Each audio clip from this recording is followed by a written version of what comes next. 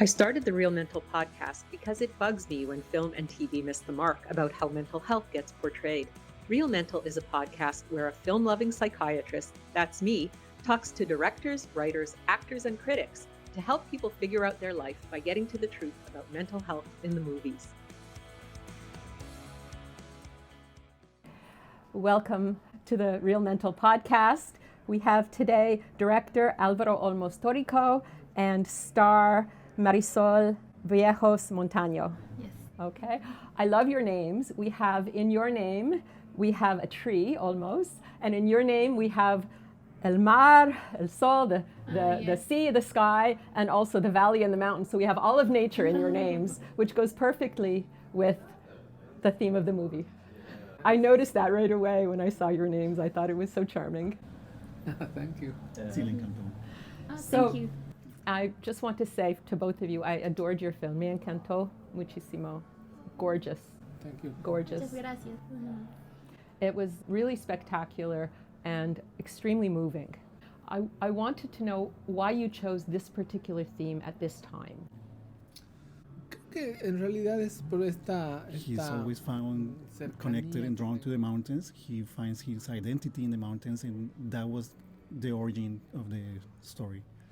Y un amigo mío. And a friend from the community who's also a producer in the film, a very close friend, introduced him to a midwife from the area.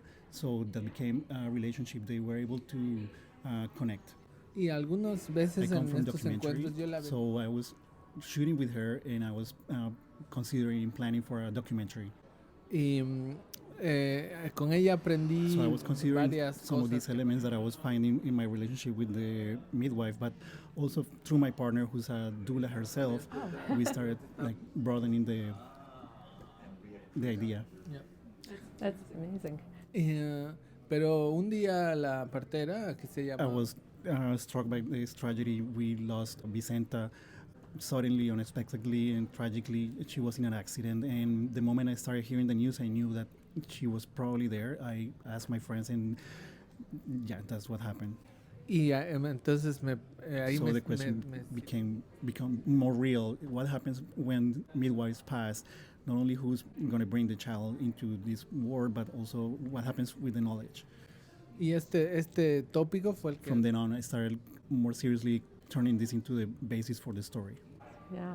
In this story, it's so much about life and death and transitions, Yeah. but it's also about choices. And I wanted to ask Marisol, you are portraying a woman who had to make very important choices about the individual versus the community, about embracing tradition or modernity. How did you approach this role? Creo que I come as Marisol. I come from the culture as well, so I relate closely to the character. I understand her choices, and I come from tradition as well, so it can be very restrictive, feel very oppressive almost. So that's one of the clear choices that the character has, like tradition versus modernity, and Marisol relates deeply to it.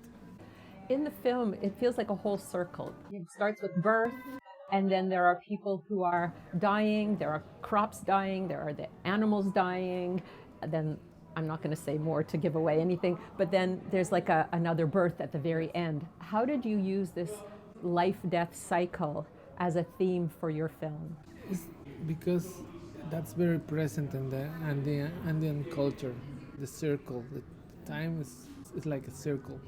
So if you want to see the future, you have to see the past. You will find elements of the future if you see and you search the past. So that's why I think it's very important for us, like the rebirth of our culture, rebirth of the nature.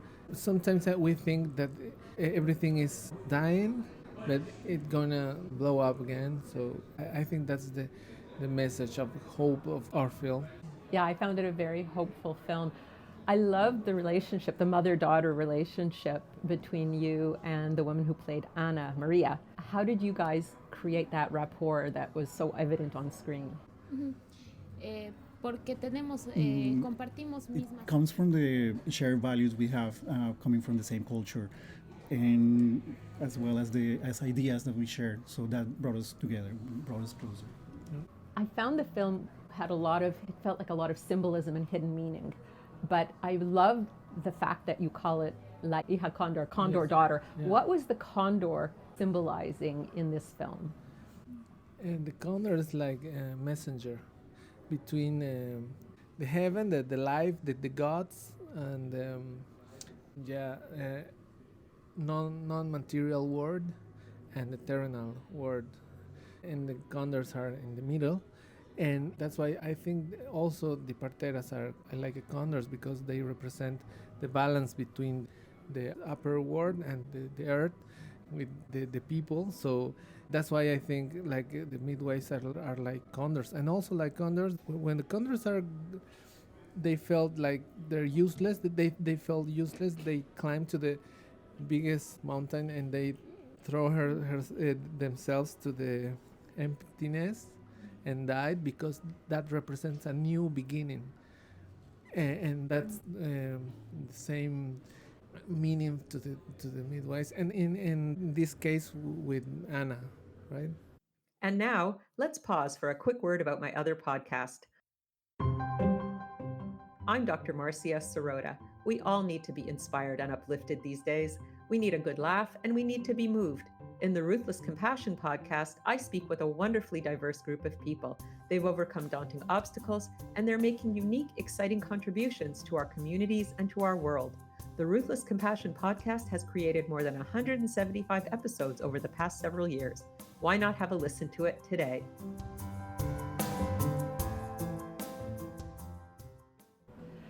There was a lot of magic in the film, I felt. A lot of magical elements. Oh. How did you bring magic into this film as another character almost?